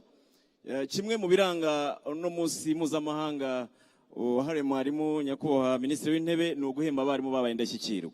Uyu munsi rero tugiye guhemba abarimu 10. Hari abarimu 5, icyiciro cya mbere n'abarimu 5, harimo abarimu 4 bo muri general education wavuye mu mashuri abanza ya leta n'uwavuye mu mashuri yisumbuye ya leta, tugafata n'undi mwarimu umwe wahawe cyangwa se wabaye wa mbere ku rwego rw'amashuri yigenga, amashuri abanza ndetse n'amashuri yisumbuye.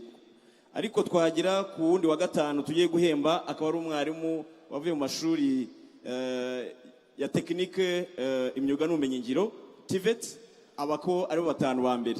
Ndagira ngo rero mbanze mbabwire abo barimu, hanyuma tubabwire ikindi cyiciro giye gukurikiraho. Umwarimu tugiye guhamagara yitwa Rebero Valentin. Rebero Valentin ni umwarimu wigisha muri Groupe Scolaire ya Butare, ni ishuri rya leta mu karere ka Muhanga.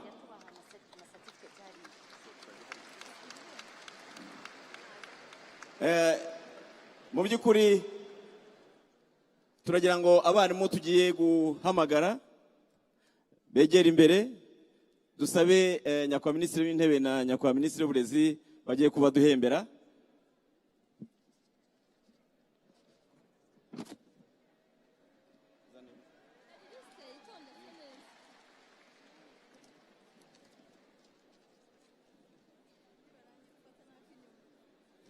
Dukurikijeho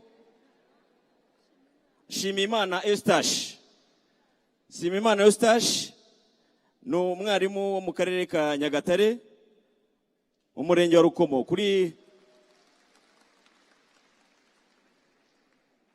Dukurikijeho Simenta Naftar, ni umwarimu wo mu karere ka Bugesera mu mashuri yisumbuye, mu mashuri yigenga, ni muri Gashora Girls School. Hari Sanzumuhire Benjamin.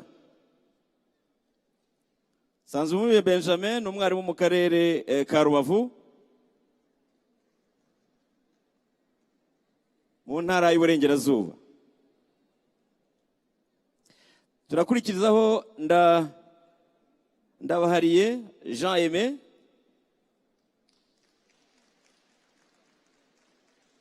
ni umwarimu wo mu karere ka Nyarugenge mu mujyi wa Kigali.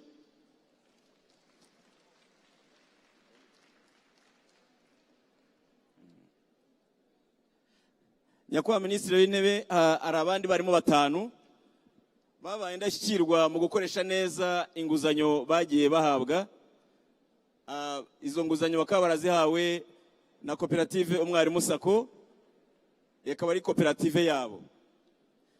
Turatangira kuri Hagenimana Marcel wo mu karere ka Bugesera, mu murenge wa Rweru.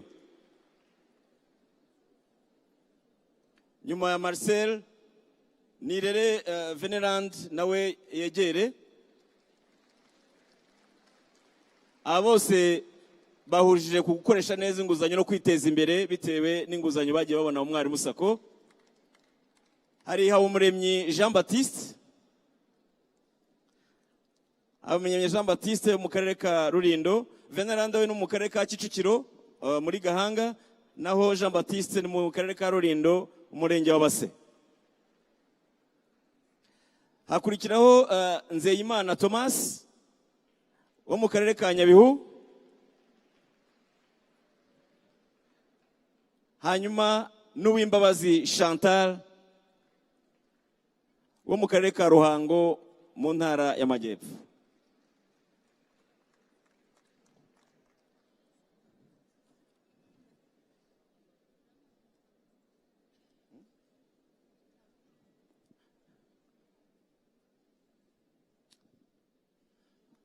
Nyakubahwa Minisitiri w'Intebe, aba ni abarimu b'indashyikirwa, kandi nk'uko nabivuze, ku barimu babaye indashyikirwa mu rwego rw'imyigire n'imyigishirize, bahuriye ku kintu gikomeye cyo gukoresha ikoranabuhanga mu kwigisha, ndetse abahawe ibihembo ku rwego rw'abarimu bakoresha inguzanyo neza nabo bakahurira ku kintu cyo kwiteza imbere. Turagira ngo rero bafate ifoto ikomeye cyane. Muri biriya bihembo mubona bitatse, turagira ngo tubabwire ko buri mwarimu harimo igihembo gikuru cya moto. Hariho urufunguzo rwa moto buriya ndetse na carte jaune.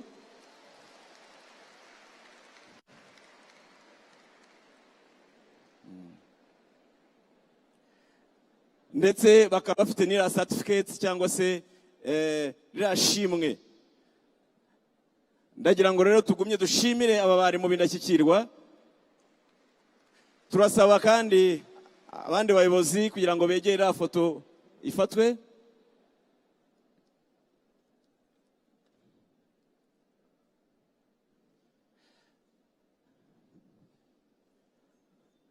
Turasaba ishuri rya Nyundo kugira ngo ryegere ibyuma mu gihe tugiye gushimira cyane aba barimo abindashyikirwa. Murakoze cyane nyakubahwa Minisitiri w'Intebe kuduha umwanya kugira ngo twishimane n'abarimo abindashyikirwa.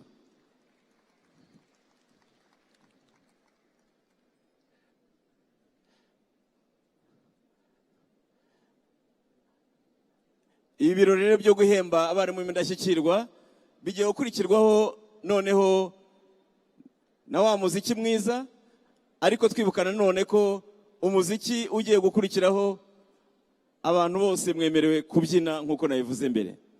Nyundo ndagira ngo mukore mu nganzo kugira ngo dushime nyakubahwa Minisitiri w'Intebe waduhaye umwanya.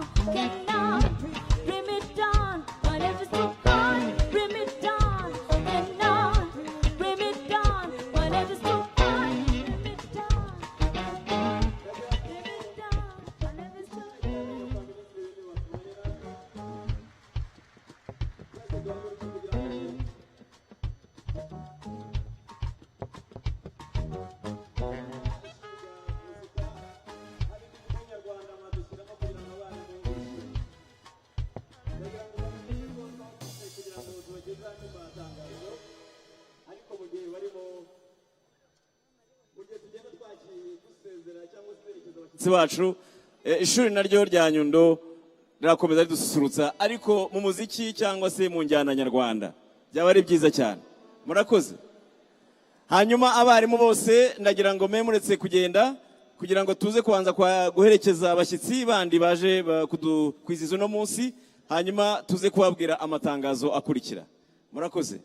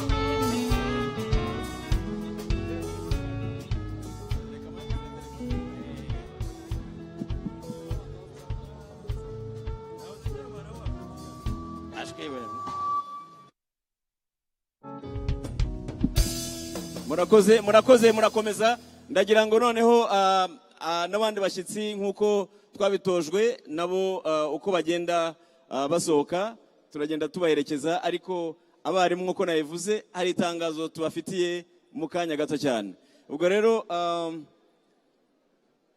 abashyitsi bandi mwese mushobora muhaye rugari kugira ngo tujye tubaherekeze abarimu banyakwa abarimu hari itangazo ribagenewe ariko ntimwakwishima umunsi mukuru mwiza kugeze neza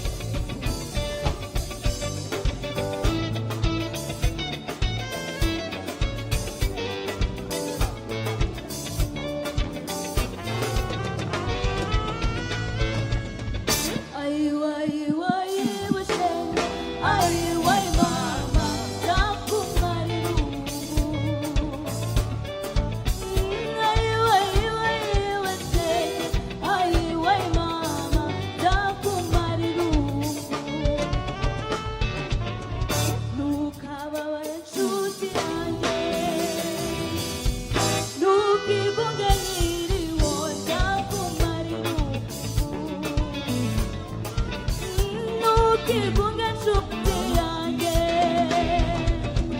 ntukigunge nkiriho nzakumara irungu. Ayiwa ayiwa ayiwa shenge, ayiwa mama nzakumara irungu.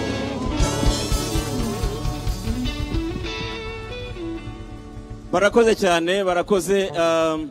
Nagira ngo rero dutangiye kuri amatangazo. Irya mbere ndagira ngo nsabe abarimu bose bavuye mu turere dutandukanye, uvanyemo abo mujyi wa Kigali, ko banyakwa barimu bavuye mu utwo turere ari bo babanza gusohoka, kandi muri utwo turere nk'uko twabivuganye hari uburyo bagomba kwakira abarimu bavuye muri utwo turere. Ubwo rero amabisi yanyu ari hanze nibo babanza gusohoka, abo mujyi wa Kigali mwe musigaye hano kugira ngo namwe tubabwire uburyo tugenda dusohoka. Abanyakwa barimu ntago basohoka mu muvundo, basohoka mu byiciro.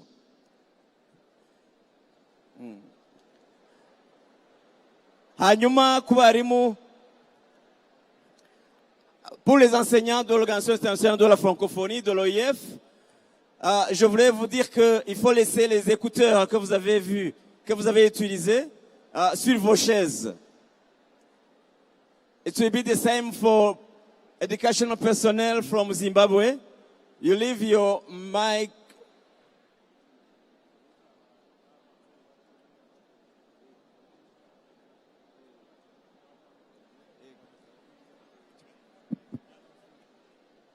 Turagira ngo dusabe kandi babana bavuye mu ishuri rya Kibeho, babana tugira ngo baze imbere nabo baze guhabwa ibihembo twabateguriye.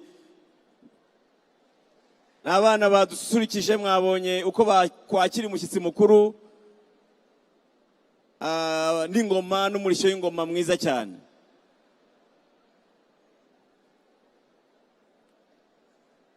N'abana biga mu ishuri ariko bafite ubumuga ko tutabona, ariko bafite impano zitandukanye. Abana turagira ngo baze imbere hanyuma nabo tubashimire.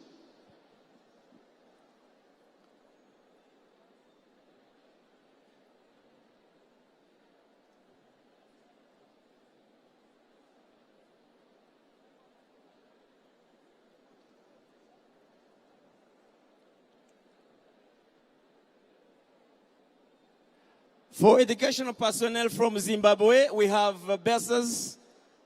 We reserve the buses for you. We are going just to arrange that transport from here to hotel. So there is a plan. You have just to wait, and we're still organizing your transport now. Thank you.